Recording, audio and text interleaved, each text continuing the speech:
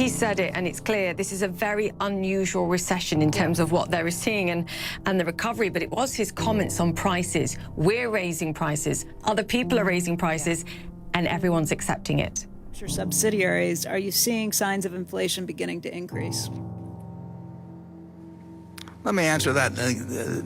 Greg can give more.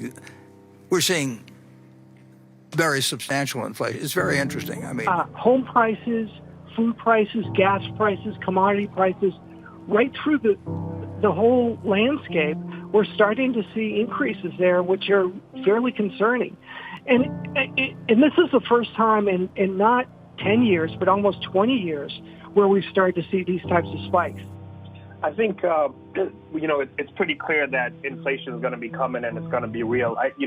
Fed is pinning itself in a corner by insisting that this is transitory. So we know the prices are coming right now, and gasoline prices also higher. So just all the way down the line, Buffett is saying you're seeing these substantial increases, and it's because of the rapid deployment of funds from Congress, right? They got money out there to people. People have that money. They're spending that money. Prices are rising, and consumers are chasing those higher prices. Yeah, and that's the problem. This is the conundrum of pumping the system with money. You fuel asset prices of all shapes and sizes, and it's those with the least disposable income that spend on these essential products as well that feel the heat. You've got to keep an open mind. Unfortunately, because it is now hostage to a framework that has to be outcome-based, I think the Fed has no choice but to insist it's transitory. But I fear that this is persistent. This is not transitory. Cash is trash.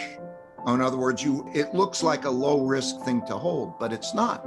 Because when you have a zero interest rate, or in some cases in foreign countries, slightly negative interest rate, and you have an inflation rate of 2% or higher, you get taxed at a rate, essentially you lose buying power at a rate of about 2% a year. And so this is one of those environments you don't want to hold cash. And I think that's where the unlimited money scenario, you have to be really, really careful with that. Because we can't just continuously print more money and say, oh, we're going to print money and assign this here, print money and assign this here. You can do that in small amounts. It goes back to this, like, if it's imperceptible to people, they'll tolerate it. But if you do it in large amounts, then your money has no future value. You can't save in it. And if you can't save in it, you're going to instantly spend it. The demand for the currency itself is going to go down because it's not as useful as something that you can retain for a long time and have a fixed value in. And then the currency's confidence is shattered.